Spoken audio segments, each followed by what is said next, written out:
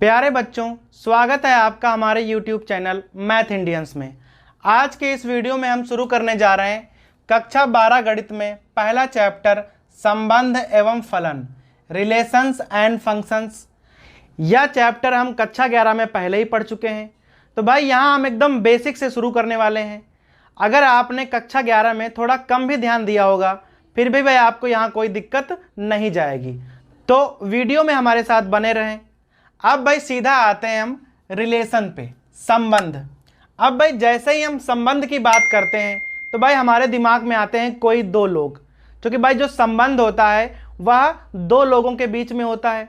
जैसे भाई हमारा और आपका संबंध, आपका किसी और का संबंध, और किसी और का हमारा संबंध। तो भाई संबंध के लिए चाहिए कोई दो व्यक्ति।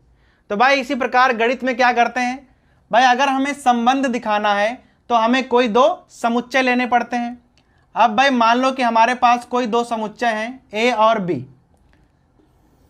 भाई ए में अवयव हैं 1 2 3 और भाई बी में हमारे पास अवयव हैं 4 5 6।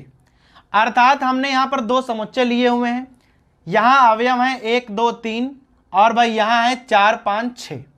अब हमें करना क्या है, हमें ए और बी जो समुच्चय हैं उनके बीच हमें रिलेशन दिखाना है। ए और बी के बीच में रिलेशन, अर्थात भाई यहाँ हमें दिखाना है कि ए और बी के बीच में रिलेशन किस प्रकार से हो सकता है। जैसे भाई हो सकता है कि 1 और 4 के बीच कोई संबंध हो, भाई 1 और 5 के बीच भी कोई संबंध हो सकता है, 1 और 6 के बीच भी कोई संबंध हो सकता है। तो भाई इसे हम किस प्रकार लिखेंगे, अगर 1 और 4 के बीच संबंध है तो भाई लिखा जाएगा 1 कामा 4। अगर 1 और 5 के बीच संबंध है तो 1 कामा 5। 1 और 6 के बीच संबंध है तो 1 कामा 6। इसी प्रकार भाई हो सकता है कि 2 और 4 के बीच संबंध हो, 2 और 5 के बीच संबंध हो, और भाई 2 और 6 के बीच संबंध हो। इसे हम भाई लिखेंगे 2 कामा 4, अर्थात 2 और 4 के बीच संबंध, 2 और 5 के बीच, यहाँ भाई 2 और 6 के बीच। इसी प्रकार भाई यहाँ 3 और 4 के बीच संबंध हो सकता है, 3 और 5 के बीच संबंध हो सकता है, और भाई 3 और 6 के बीच भी संबंध हो सकता है।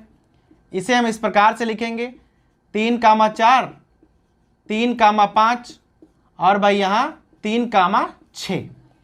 अर्थात ए और बी के बीच जो टोटल रिलेशन हो सकते हैं वह भाई हमने यहाँ पे लिख दिए हैं।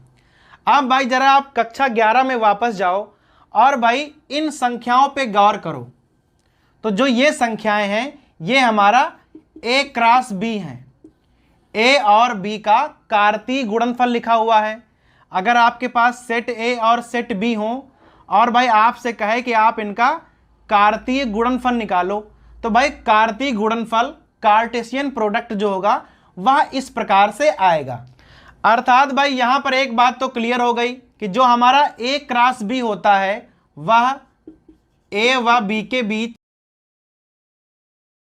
कुल संबंधों की संख्या के बराबर होता है।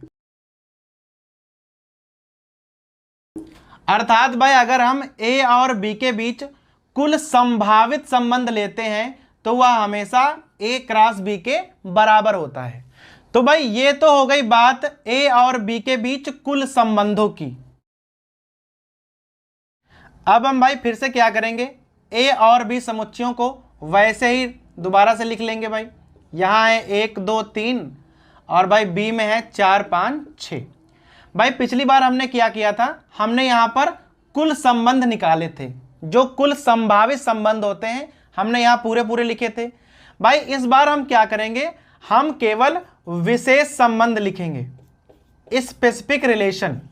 अब भाई यह विशेष संबंध किस प्रकार से लिखा जाता है यहाँ पे भाई ध्यान देना है। अब हम अगर r को लिखेंगे तो भाई किस प्रकार से लिखेंगे, x कामा y इस प्रकार से है कि y बराबर x प्लस 3।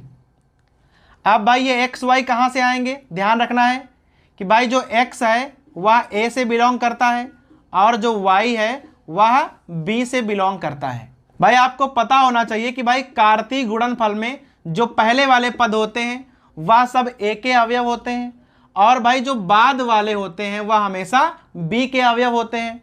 तो हम भाई जब कभी भी कोई रिलेशन लिखेंगे तो एक्स वाई को इस प्रकार लिखेंगे कि भाई एक्स जो होगा हमेशा ए का अवयव होगा, और जो वाई है वह हमेशा बी का अवयव होगा। तो भाई हमने रिलेशन क्या लिखा है कि y बराबर एक्स प्लस 3। तो भाई यह तो समुच्चय निर्माण विधि हो गई। अब इसका हमें लिखना है रोस्टर फॉर्म।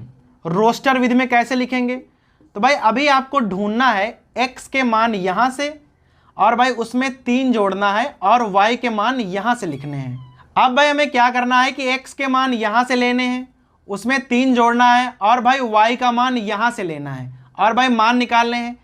जैसे अगर आप x का मान यहाँ 1 रखोगे तो भाई जोड़कर 4 आएगा। तो भाई हमें देखना है कि b में 4 मौजूद है। भाई मौजूद है तो आप लिख दो 1,4। भाई ये x का मान हो गया और ये y का मान हो गया।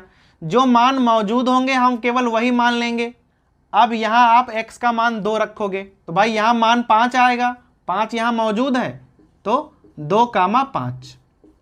भाई इसी प्रकार अगर हम x का मान 3 रख दें तो यहाँ आंसर आएगा 6, और भाई y में 6 हैं तो यहाँ आ जाएगा 3,6। अब यहाँ भाई ध्यान दीजिए कि इस बार हमें केवल 3 ही संबंध प्राप्त हुए हैं, 1 का 4 के साथ में, 2 का 5 के साथ में, और भाई 3 का 6 के साथ में। इस प्रकार इन्हें आप दर्शा सकते हो। तो भाई ये हो गया हमारा विशेष संबंध। अब यहाँ पे एक चीज और गौर करनी है आपको। भाई आप R को देखिए और भाई यहाँ पे आप A क्रॉस B को देखिए। R के जो सभी अवयव हैं वह आपको हमेशा A क्रॉस B में मिल जाएंगे। भाई 1,4 है 1,4, 2,5 2,5, भाई यहाँ है 3,6, और भाई ये है हमारा 3,6। तो भाई अगर R के सभी अवयव A क्रॉस B में मौजूद हैं, अर्थात जो हमारा R है वह हमेशा A क्रॉस B का सबसेट होगा। अर्थात भाई अगर R के सभी अवयव A क्रॉस B में हमें मिल गए हैं तो R क्या हुआ? R हुआ A क्रॉस B का सबसेट। तो भाई रिलेशन होने की पहली शर्त क्या है कि जो R है वह हमेशा A क्रॉस B का उपसमुच्चय होना चाहिए। अगर भाई ऐसा कहीं पे लिखा है तो आप लिख सकते हो कि R इज रिलेशन, अर्थात R एक संबंध है। ठीक है। अब भाई हम क्या करेंगे, यहां पे एक और उदाहरण लेके आपको समझाएंगे। भाई फिर से वही समुच्चय आप लिख लो, A और B, अवयव भी वही नोट कर लो, 1 2 3, यहां भाई हो जाएगा 4 5 6। अभी क्या करना है, हमें एक विशेष संबंध फिर से लिखना है। अब भाई कैसे लिखेंगे? R बराबर x comma y such that, अब भाई यहां हमें लिखना है y बड़ा है x से, for all x element of A and y element of B। अर्थात भाई x y इस प्रकार से है कि y बड़ा है x से, जहां x जो A का अवयव है और भाई जो y है वह B का अवयव है। अब यह हो गई हमारी समुच्चय निर्माण विधि। अब इसका हम लिखेंगे रोस्टर विधि। भाई रोस्टर में क्या होता है? अवयव लिखे जाते हैं। अर्थात आपको ऐसे x और y ढूंढने हैं कि y हमेशा x से बड़ा हो। तो भाई y आपको यहां से लेने हैं और x आपको यहां से लेने हैं। तो भाई देख लीजिए कि y तो हमेशा ही बड़ा है, ऊपर लिखा हुआ है। तो अगर आप x का मान 1 लोगे तो आप y का मान 4 ले सकते हो। भाई y यहां बड़ा है, 1 के साथ आप 5 ले सकते हो, 1 के साथ आप 6 भी ले सकते हो, क्योंकि भाई हर जगह y बड़ा है x छोटा है। यही हमें करना था यहाँ पे।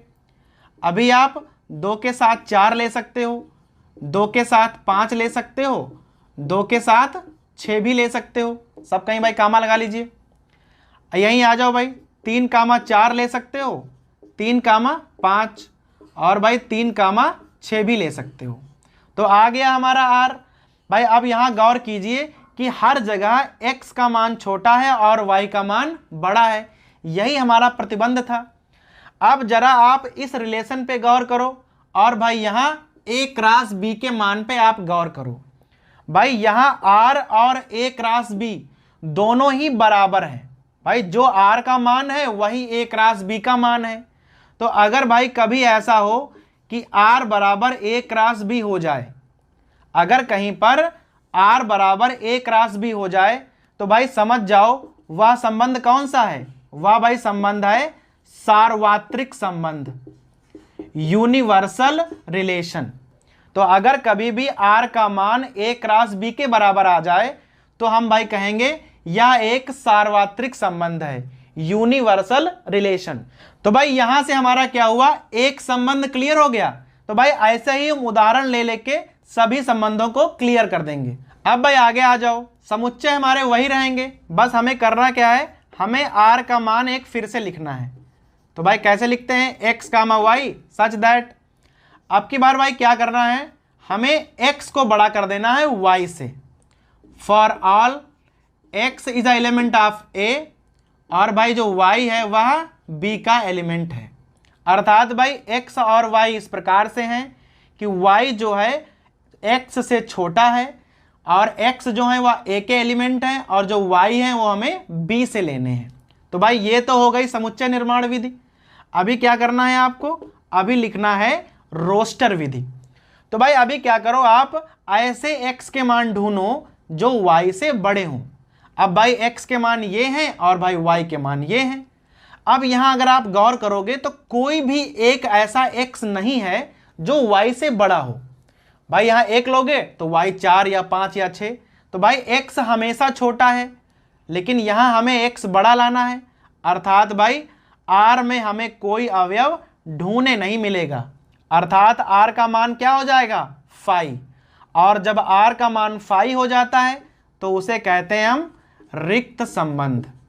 भाई आपने रिक्त समुच्चय पढ़ा होगा कक्षा 11 में, भाई एकदम वैसा ही है रिक्त संबंध, एम्प्टी रिलेशन।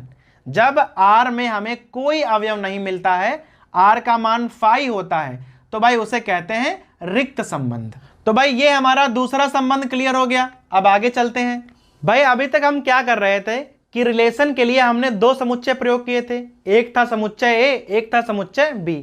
अभी हम भाई क्या करने वाले हैं, हम केवल एक ही समुच्चय लेंगे, समुच्चय A, और भाई मान लो इसमें अवयव हैं 1 2 3।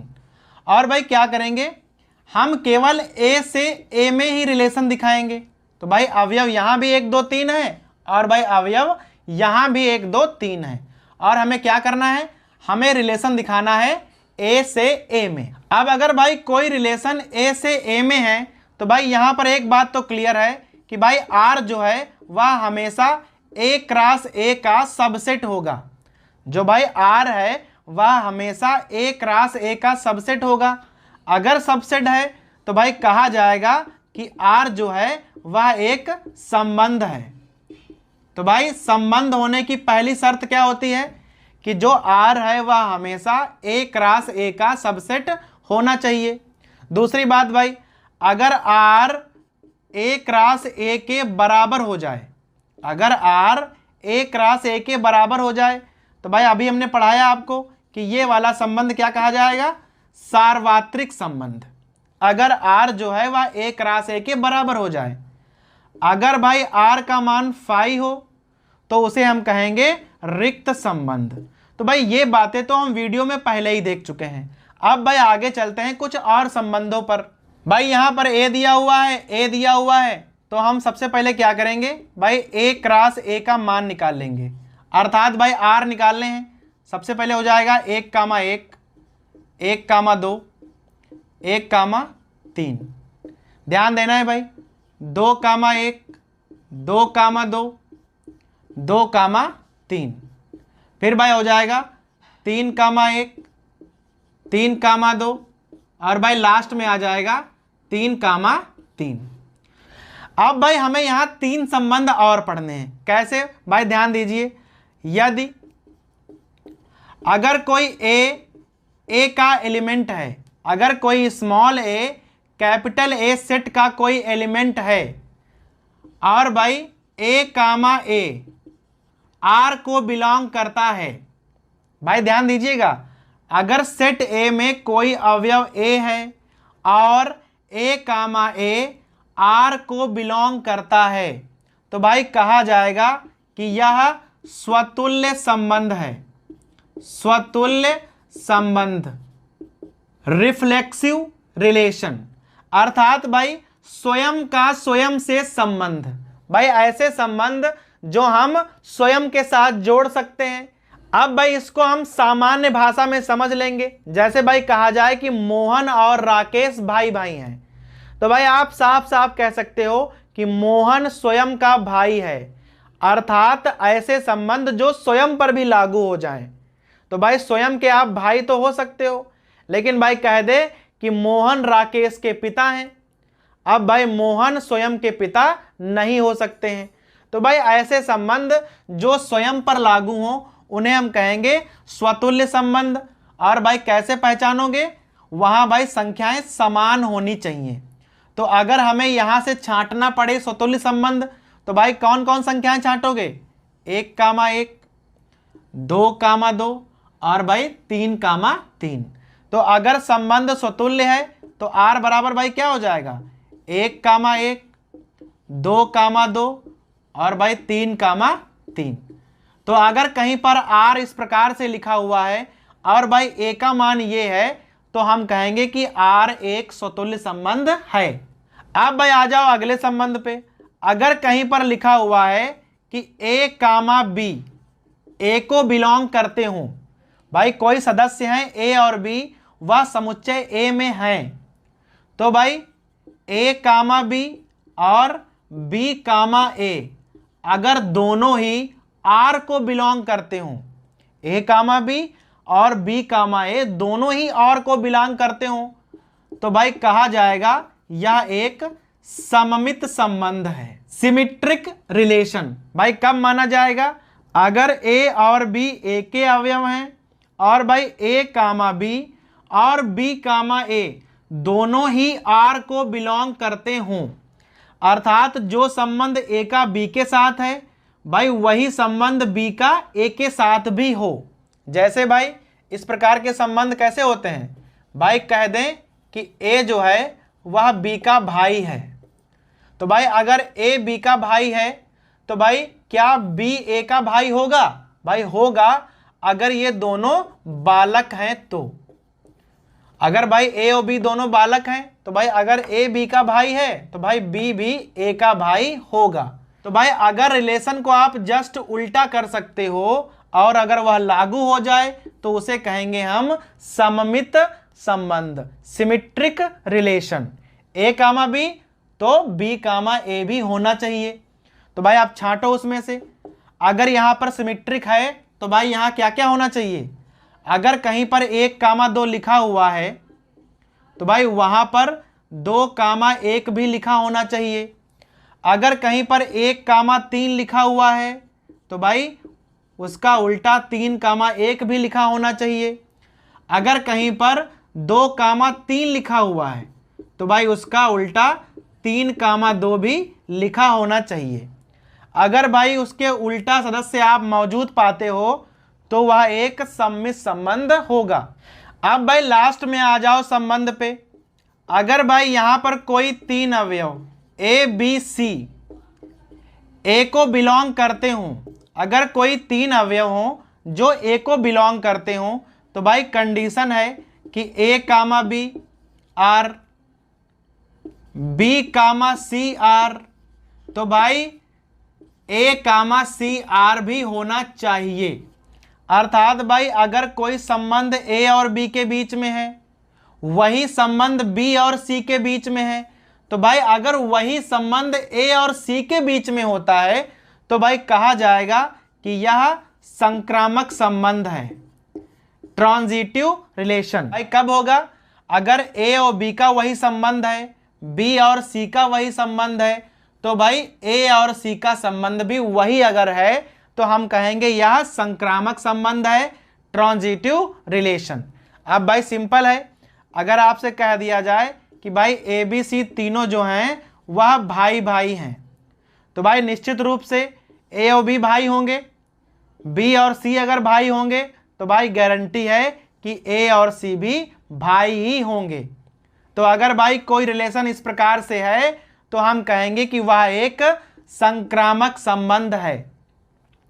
अब भाई यहां पर एक मुख्य बात है कि जो हमने लास्ट में आपको तीनों संबंध पढ़ाए हैं, शुरुआत में था स्वतुल्य संबंध, फिर भाई था सम्मित संबंध और फिर था संक्रामक संबंध। अगर कोई आर इस प्रकार से है कि भाई वहां तीनों ही संबंध हो, स्वतुल्य भी हो, सम्मित भी हो और भाई संक्रामक भी हो, तो भाई कहा जाएगा कि वहां पर तुल्यता संबंध है। भाई तुल्यता कब होगा? जब वहां पर तीनों ही संबंध एक साथ होंगे तो कहा जाएगा कि वह एक तुल्यता संबंध है।